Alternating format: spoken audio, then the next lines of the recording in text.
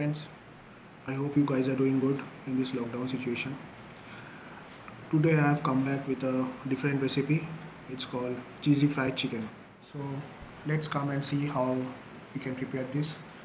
Hopefully you will like this video. So please do subscribe and watch the other videos as well. The ingredients